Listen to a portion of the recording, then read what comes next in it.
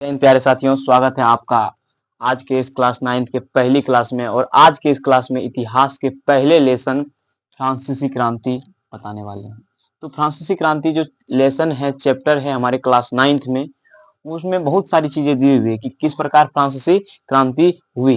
तो सबसे पहले हम जानेंगे फ्रांसीसी क्रांति के कुछ चीजें जो कि हुई थी फ्रांसीसी क्रांति में। उसके बाद इसके तथ्य के बारे में भी चर्चा करेंगे। देखिए, ये थी 18वीं सदी की उत्तरार्ध फ्रांसीसी समाज, यानी कि कैसे थी समाज 18वीं शताब्दी के उत्तरार्ध, यानी 18वीं शताब्दी के उत्तरार्ध कहने का मतलब है कि 1750 के बाद कैसी थी फ्रांसीसी समाज। उसके बाद क्रांति की शुरुआत और यहाँ कैसे हुई क्रांति की शुरुआत। उसके बाद हम पढ़ेंगे राजतंत्र, उन्मूलन और गणतंत्र, यानी कि कैसे राजतंत्र की सत्ता धीरे धीरे राजतंत्र व्यवस्था हटते गई और गणतंत्र की स्थापना होती गई। ठीक है। उसके बाद पढ़ेंगे महिलाएं के लिए क्रांति, क्या महिलाओं के लिए भी क्रांति हुई थी फ्रांस में, ये सारी चीजें भी पढ़ेंगे। दास प्रथा का उन्मूलन, यानी कि दास प्रथा का समाप्त कैसे हुआ, दास प्रथा वहां पे किस प्रकार दास प्रथा थी, यानी कि नौकर और दास, नौकर दास एक ही को कहते हैं, यानी कि राजा और प्रजा की किस प्रकार की व्यवस्था थी, सामंती व्यवस्था। ठीक है। उसके बाद पढ़ेंगे क्रांति और रोजाना जिंदगी, यानी क्रांति होने के बाद किस प्रकार की जिंदगी जीने लगे फ्रांस के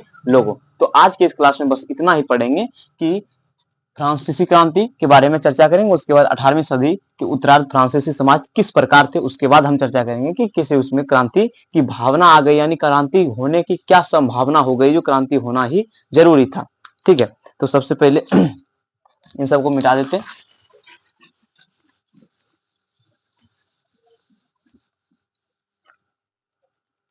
सबसे पहले पढ़ेंगे फ्रांसीसी क्रांति। देखिए, 14 जुलाई 1789 ईस्वी को फ्रांसीसी क्रांति हुई थी पेरिस में।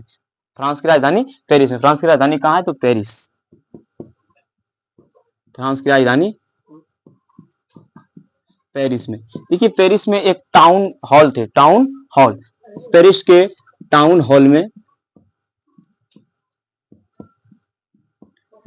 ये फ्रांस की जो राजधानी थे पेरिस, उसके टाउन हॉल में बहुत सारे लोग, जो कि अब यहाँ हम ये नहीं बताएंगे कि क्रांति क्यों हुई, क्रांति क्यों हुई के कारण नीचे दी हुई है, तो उसको बाद में पढ़ेंगे। तो हुई क्या हुई थी फ्रांसीसी क्रांति में, आज के इस वीडियो में ये चर्चा करने वाले हैं। तो देखिए, फ्रांस की राजधानी थी पेरिस, पेरिस के टाउन हॉल थे, वहां पे लोग लगभग 7,000 लोग, लगभग 7,000 लोग स्त्री और पुरुष मिलकर वहां पे नारे लगा रहे थे कि जो भी कर वर्थ ज्यादा, जो भी महंगाई यहाँ थी, वो सब सारी चीजें बता रही थी। तो उन सब में अफवाह फैल गई कि वो राजा, जो कि राजा देखें, इन स्थिति को देखते हुए राजा, वहां ने राजा क्या की कि सेना भेज दी, अपनी सेना उतार दी वहां, यानी कि पेरिस में अपनी सेना उतार दी। उसके बाद भ्रम हो गया वहां के लोगों को, जो 7,000 लोग क्रांतियां कर रही थी, उन लोगों को भ्रम हो गया कि ये जो लगता है कि आदेश दे दिया कि इन सबको गोली चलाने का आदेश दे दिया। ठीक है। तो ये इस भ्रम में ये लोग जो है कि अपनी जन सेना संगठन करने लगी, जन सेना बनाने लगी, यानी कि ये सब मिलकर एक सेना बनाने लगी और इस राजा के सेना से लड़ने की तैयारियां करने लगी। इस तैयारियां के दौरान जो है कि ये जो थे 7,000 लोग थे, लगभग 7,000 लोग थे, स्त्री और पुरुष मिलकर, इन लोगों ने सरकारी भवनों पर, सरकारी जो भवन थे उस पर, जो जहां की गोली बारूदें हुआ करती थी, हथियारें हुआ करती थी, धीरे धीरे कब्जा करने लगी। ये जनसंख्या में बहुत अधिक थे। तो एक ही ऐसे ही विख्यात कहानी है बास्टिन जेल की। बास्टिन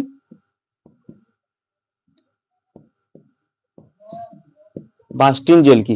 ये बास्टिन जेल जो थे, इसमें मात्र 7 ही कैदी थे। बास्टिन जेल के जो कमांडर थे, बास्टिन जेल के जो कमांडर, एक होते हैं ना जेल के कमांडर होते हैं, यानी कि वो पूरे जेल को, यानी कि वो पूरे थाना को कमांड करते हैं। वहां के जो कमांडर थे वो भी मर गए थे, इस इन लोगों ने मार दी। तो देखिए, बास्टिन जेल के लगभग 7,000 लोगों नहीं गए थे। कुछ लोगों को पता चली कि ये बास्टिन जेल जो है, इधर ये बास्टिन जेल में बहुत सारे हथियार हैं, बम गोले, बहुत सारे तोप हैं। तो ये सब जो 7,000 लोग थे, कितने लोग थे क्रांति में, 7,000 लोग, स्त्री पुरुष दोनों, स्त्री और पुरुष दोनों मिलाकर कितने लोग थे, तो 7,000, लगभग 7,000 लोग थे।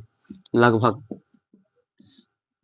लगभग ये 7,000 लोग जो है कि ये इस बास्टिन जेल की ओर चल पड़ी। ठीक है। ये बास्टिन जेल की ओर चल पड़ी और उसके बाद जो कि यहाँ के कमांडर थे, यहाँ के कमांडर को ये इतना धक्का मुक्की हुई, इतना क्रांतियां हुई, इस प्रकार की वहां अस्तित्व हो गई, इस प्रकार की स्थिति आ गई कि यहाँ के कमांडर को मार दिया गया। और कमांडर को मार दिया कि उसमें मात्र 7 कैदी थे। कितने कैदी थे, तो 7 कैदी।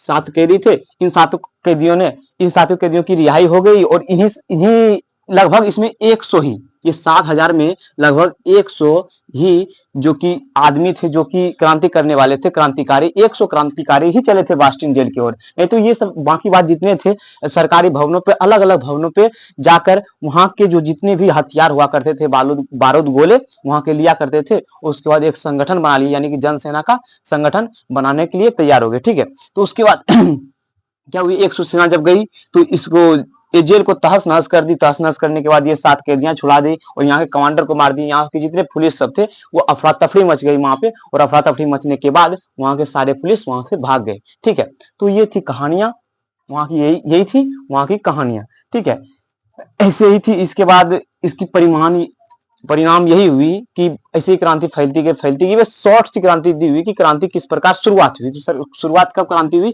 14 जुलाई 1789 ईस्वी को ये क्रांतियां शुरुआत हुई। ठीक है, 14 जुलाई 1789 ईस्वी को। ये कहां थी? तो फ्रांस के पेरिस नगर में। देखिए इसके देखा देखी अन्य क्षेत्रों में, फ्रांस के अन्य क्षेत्रों में भी, शहरी क्षेत्रों, ग्रामीण क्षेत्र हो या महानगर हो, कोई भी क्षेत्र हो, वहां भी फ्रांस के हर एक क्षेत्रों में ये बौखलाहट आ गई, क्रांतियां होने के लिए तत्पर हो गई। ठीक है, तो पेरिस जो थे टाउन हॉल थे, टाउन हॉल के सामने ही हो रही थी ये क्रांतियां। लगभग 7,000 लोग थे टाउन हॉल के सामने। और ये बास्टिन जेल की विख्यात कहानियां हम आपको बताएं कि 100 और यानी कि ये पूरब में थे, पेरिस के पूरब में। किस ओर थे? तो पेरिस के पूरब में थे। ये पेरिस के पूरब की ओर चली, बास्टिन जेल की ओर चली। बास्टिन जेल में जो कि पूरे अफरा तफरी मच गई, 100 लोगों ने थी वहां। थोड़े मोड़े पुलिस थे, पुलिस लोगों को भगा मार धार के पूरा मार धार हुई और अफरा तफरी मचने के बाद पुलिस सब भाग गए। और यहाँ जो 7 कैदी थे, इस जेल में बस 7 कैदी थे, 7 कैदी की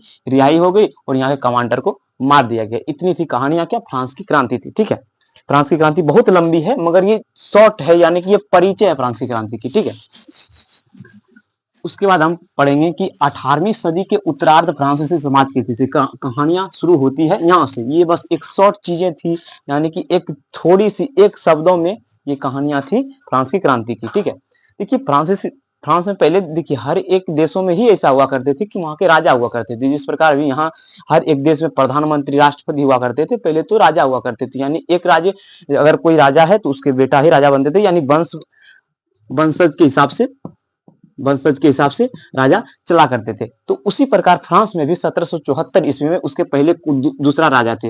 लुईस 15 वहां होंगे, लुईस 14 वहां होंगे। ठीक है, वो उससे पहले दूसरे राजा थे। यहाँ बात हो रही फ्रांसीसी क्रांति की, जो बात हो रही 1789 ईस्वी की, तब के राजा थे लुईस 16 वहां। ठीक है, तो लुईस 16 वहां जो राजा थे, इसी के बारे में सबसे पहले पढ़ेंगे। तो लुईस 16 जो राजा थे, लुईस 16 ये राजा थे। तो ये बुर्बो राजवंश के राजा थे। कुल इस वंश को क्या कहा जाता? बुर्बो राजवंश। किस राजवंश के राजा थे? तो ये बुर्बो राजवंश के राजा थे। लुईस 16 बुर्बो राजवंश के राजा थे। इसके पत्नी की नाम मेरी एंतोइनेट, अजीब सी नाम थी। इसकी पत्नी के नाम मेरी एंतोइनेट थी। ठीक है, और ये लुईस 16 बुर्बो राजवंश के राजा थे। ये जो थी ऑस्ट्रिया की राजकुमारी थी। ये इसकी पत्नी ऑस्ट्रिया की इसकी जो पत्नी थी ये ऑस्ट्रिया की राजकुमारी थी, मेरी एंतोइनेट थी। ठीक है, इसका नाम मेरी एंतोइनेट थी और लुईस 16 वहां राजा थे। ये बुर्बो राजवंश के राजा थे। और ये जब राजा बने थे, वहां के जब राजगद्दी पर बैठे थे, फ्रांस की राजगद्दी पर, तो ये मात्र 20 वर्ष के थे। कितने वर्ष के थे? मात्र 20 वर्ष के। राजा बनने के टाइम ये कितने वर्ष के थे? तो मात्र 20 वर्ष के थे। और इसकी शादी किससे हुई थी? तो मेरी एंतोइनेट से हुई थी। ठीक है, और ये ऑस्ट्रिया की राजकुमारी थी मेरी एंतोइनेट, और लुईस 16 जो कि फ्रांस के राजा थे। इतना बात आप समझ गए। उसके बाद देखिए इसको जब राजगद्दी मिली थी तो पूरे जर्जर स्थिति में राजगद्दी मिली थी फ्रांस की। देखिए फ्रांस की स्थिति इस प्रकार थी, जब इसको राजगद्दी मिले थे तो फ्रांस की स्थिति बहुत ही दयनीय थी, बहुत ही गंभीर स्थिति थी। और उस गंभीर स्थिति में ये शासन चलाने में असमर्थ हो गए। उसके बाद लुईस 16 वहां से इसको फांसी भी मिल गई। आप पहले इससे पहले थोड़ा देर पहले आप पढ़े कि इसको फांसी भी मिल गई। उसका परिणाम हुआ कि लुईस 16 को फांसी भी मिल गई। तो देखिए इस प्रकार इसकी कैसी जर्जर स्थिति थी, उस जर्जर स्थिति की बात कर लेते हैं। देखिए अमेरिका 13 उपनिवेश बनाए हुए थे। ठीक है, यहाँ कहानियां यहीं से शुरू होती है कि अमेरिका 13 उपनिवेश बनाए हुए थे। अमेरिका अमेरिका के 13 उपनिवेश थे और इंग्लैंड यानी कि अंग्रेज जो थे इस पर कब्जा कर लिए थे। इसीलिए इसकी झगड़ा में ये फ्रांस फंस गए, और फ्रांस फंस गए तो ये इसके लिए युद्ध लड़े और इसके 13 उपनिवेश घुमाने को कहने का अर्थ है कि अगर अगर ये एक खेत है, ठीक है, इसके लिए इस पर कोई और कब्जा किया हुआ है और आए कोई और, किसी और का खेत है, ठीक है, इस पर कोई और कब्जा किया हुआ है और ये आए और दूसरा इस पर कब्जा करने को सोचे, तो ये कहानियां हुई थी। और ये दूसरा आदमी है जो इसके लिए यानी अमेरिका के लिए लड़े, तो अमेरिका के लिए लड़े थे फ्रांस, और इसके विरोध में यानी कि अमेरिका के विरोध में थे अंग्रेज यानी इंग्लैंड थे, ठीक है, इंग्लैंड। इसके 13 उपनिवेश को वापस दिलाने में फ्रांस सफल भी हो गए। और इसमें जो खर्चा हुई थी लगभग 10 अरब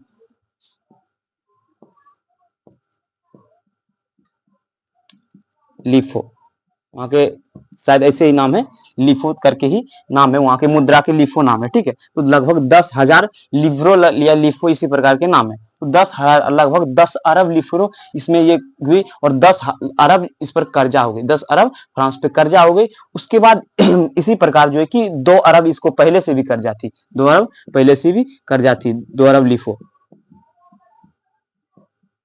यानी कि इस पर पूरे के पूरे 12 अरब कर्जा थी। तो जिस देश पर या जिस राजा पर इतना कर्जा हो तो कितना कर्जे के बोझ पे बहुत ही दबी हुई थी। और इस स्थिति में मिली थी लुई 16वें को, इस स्थिति में लुई 16वें को मिली थी राजगद्दी। और जब समझ लीजिए राजा है तो वो कितना भी कर्जा क्यों ना हो, देश पर कितना भी कर्जा क्यों ना, पर मगर वो ऐश की जिंदगी जरूर जिएगी। तो इसी प्रकार यही घटना हुई थी साथ में किसके, तो लुई 16वें के साथ हुई थी, ठीक है, वहां बुर्बो राजवंश के राजा थे। तो हुई क्या, अब ये पढ़ेंगे। 10 अरब कर लगभग 12 अरब लिफो इस पर कब्जा थी। कंफर्म नहीं है कि मुद्रा इसका लिफो ही है, ऐसे ही नाम है उसका।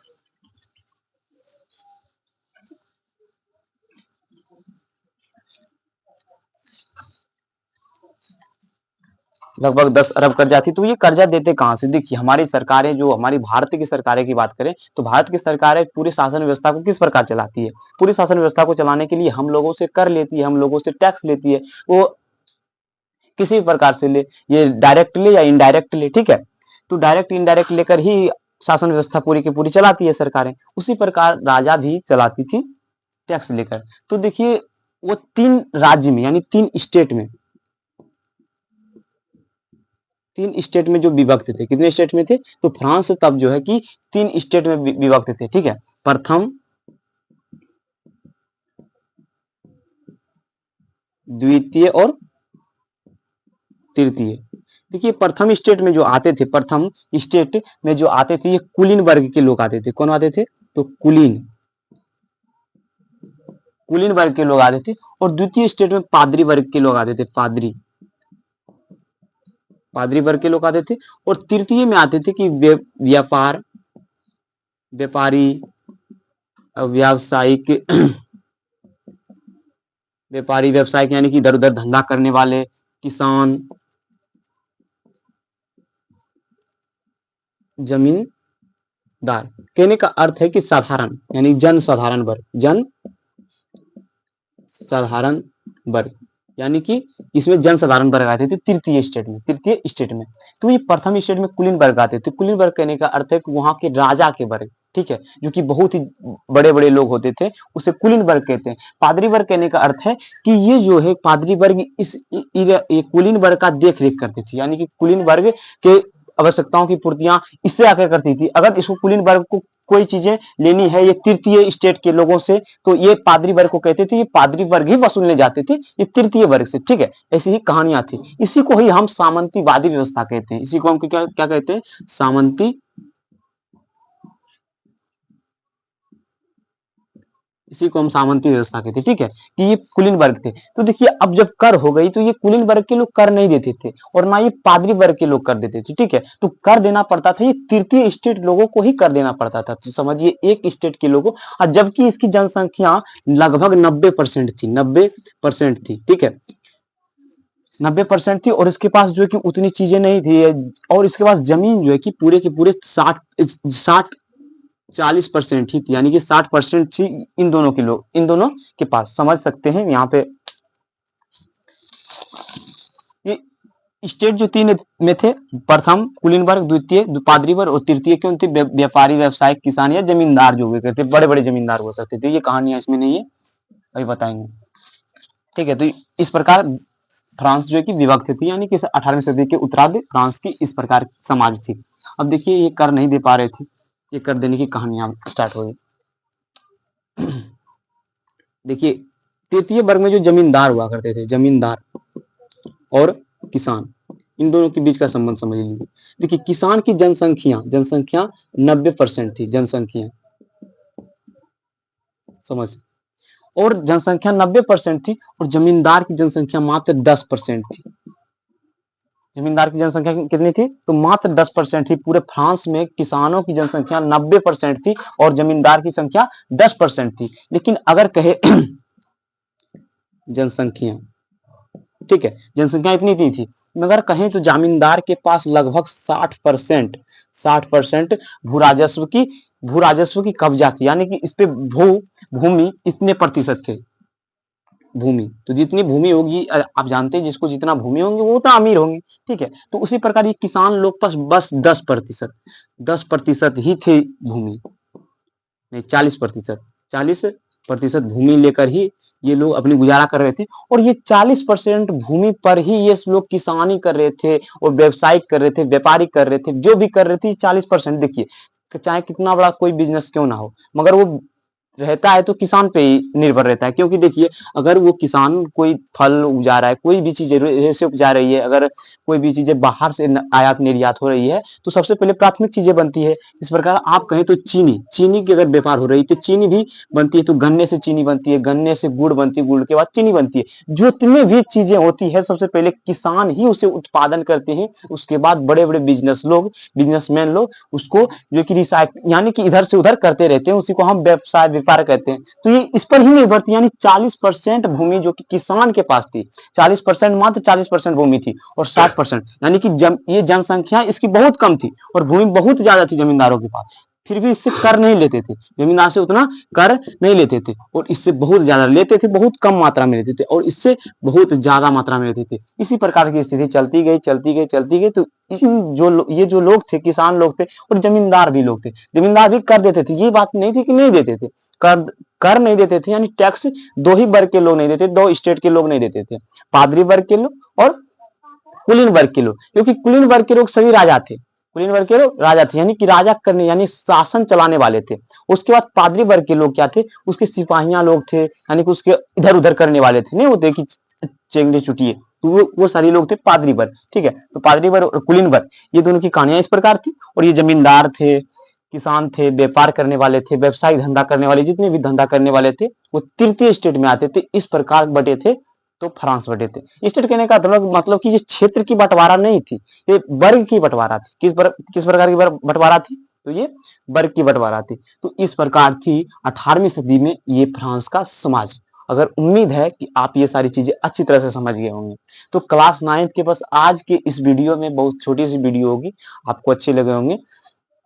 तो आज की इस छोटी सी वीडियो में बस इतनी ही चीजें बताएंगे। अब कल से इसके बारे में, यानी फ्रांसीसी क्रांति के बारे में इतिहास ही पढ़े आप रोज बताएंगे, यानी कि एक वीडियो रोज अपलोड होगी, आएंगे, कभी कभी लाइव भी आएंगे। उसके बाद जो कि इतनी ही चीजें आज की इस वीडियो में बताएंगे। उसके बाद कल से एक लंबी क्लास चलेगी, क्योंकि आज आप लोगों को इस प्रकार यानी कि एक मार्गदर्शन दिए कि आज हम क्लास 9 के भी स्टार्ट करने वाले हैं। ठीक है, तो एक लड़कों का कमेंट बहुत ही आ रहा था कि क्लास 9 पर वीडियो बनाइए, वो फेसबुक पे हमें चैट कर रहा था। तो ये वीडियो को देखना ना भूलिएगा। अगर अच्छा लगे होगे तो आप रिएक्शन जरूर दीजिएगा फेसबुक में। एक लड़का था, उसका नाम बोल रहे, ठीक है, वही लड़का बहुत कमेंट कर रहा था, वो वॉइस भी दे के फेसबुक पे बोल रहा था। तो उसी के कहने पर ये क्लास 9 के स्टार्ट हुए हैं बैच। ठीक है, अगर आप सबको अच्छे लगे होंगे तो उम्मीद है कि ये सारी चीजें आपको अच्छी तरह से समझ गए होंगे। मिलते हैं कल के अगली क्लास में, तब तक के लिए जय हिंद, जय भारत।